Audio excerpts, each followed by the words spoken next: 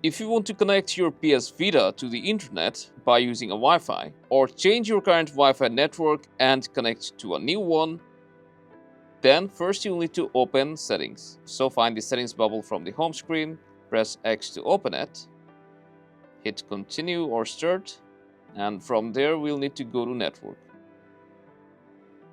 After that, go to Wi-Fi settings, and now make sure Wi-Fi is enabled. Now under Access Points, you will see all the Wi-Fi networks that your PS Vita can detect. Just find the one that you want to connect to, press X, and now simply enter your Wi-Fi password. And to enter your password, you can use the touch screen as it's easier. After that, give it a moment to connect, and as you can see here, we are connected to the new Wi-Fi. And here you'll also be able to see all the saved networks and switch between them whenever you want.